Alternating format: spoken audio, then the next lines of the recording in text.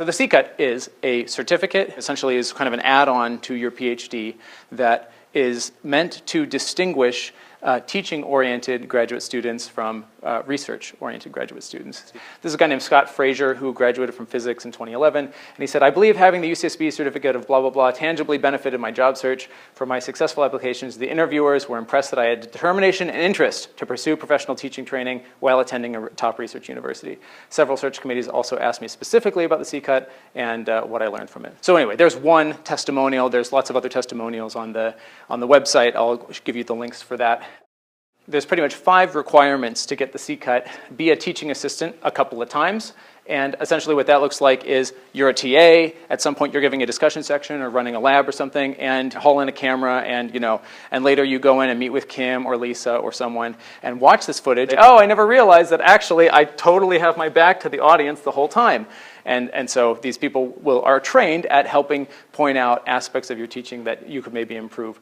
The second one is to take some course in pedagogy or do some sort of outreach program. And so this is where I did the School of Scientific Thought. There's a couple of sort of training sessions that you do. Here's how to make a lesson plan. What are you going to talk about and when? What are you going to be doing? What are the students going to be doing? What sort of materials do you need for this? And they have a lot of tips. We sort of broke it up into part of a lecture part, and then part of the kids are running around trying to program the robots and debug their code and everything.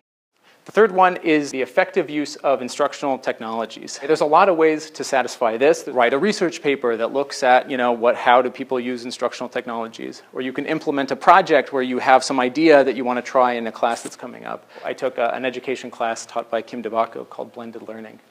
And the main deliverable in that class is to essentially design a blended class. So this is like some mixture of traditional face-to-face time and online, sort of online, not face-to-face, asynchronous learning. And that was really cool. I learned a lot of really good specific skills. Kim set me up with like a GauchoSpace page. GauchoSpace is Moodle, but it's reskinned for UCSB. And Moodle is, a very widely used content management system. And so I could, this is a very very concrete skill. So I recorded a couple of short lectures, maybe 20 minutes worth of lectures, where I put together a very short, PowerPoint slide. And the class that I had designed was called Skills for Thinking Technically or something. It was supposed to be this combination of sort of math and logic class.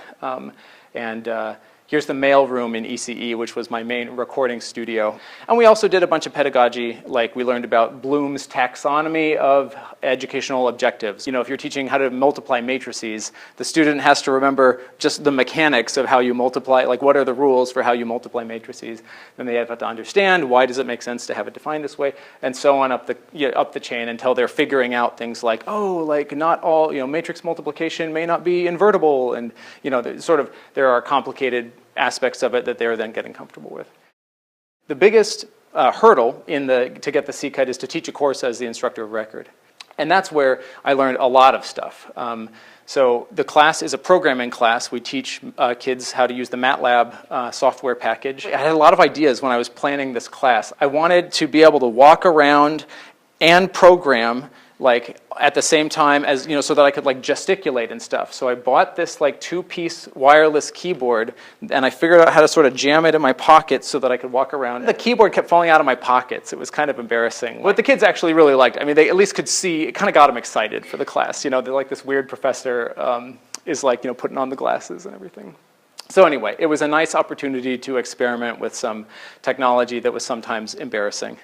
And there are also parts of teaching a class that are sort of the unpleasant side of teaching, where you have to be kind of a disciplinarian. And I got to practice those too. It was great. But no, one of my TAs came to me and said, hey, it looks like the students are copying from each other. There's the same bizarre typo that appears in 12 of their homeworks, and send an email saying, just a reminder that your homework is supposed to reflect your own effort, and we knew ahead of time that this would be an issue. And so we weighted the homework and the GauchoSpace quizzes to be pretty low in terms of the whole grade class. And we emphasized to them in class, in the syllabus, that you are welcome to work together, your homework does have to reflect your own effort, and we know that the temptation to copy is great, please don't do it, and you will not do well on the midterms and finals, which collectively are 70% of the grade. Another thing was because they're submitting their assignments on GauchoSpace, we have the submission times. And so you could make graphs like this one, where here is the homework that is due at midnight, and you can see that, for instance, homework 1, which is in red here, about 1 day before it's due, maybe 5 students or something have submitted it, and then at the last second, they all submit it. But I said, listen, I know it's totally natural to leave things to the last minute. I would just emphasize that since you're at you're budding engineers, you're at the beginning of your college career, maybe now would be a good time to practice good habits.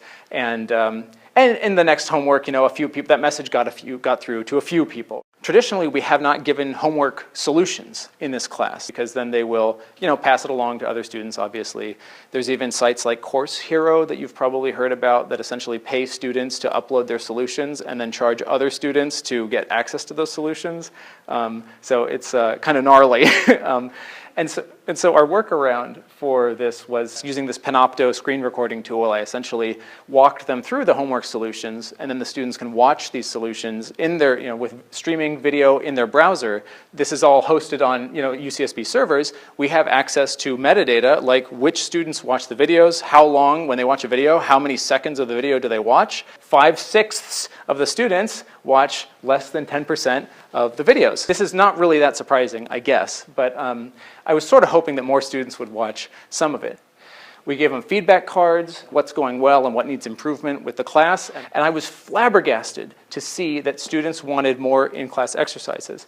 Here's a graph showing sort of the before and after. We cranked up the number of in-class exercises, and a week later, they still wanted more. I was like flabbergasted. I thought these students wanted to just kick back and relax and let the professor yammer on, and like check out, but they actually wanted to participate in the class, and that was just very surprising to me. I was really delighted. And so that's essentially it.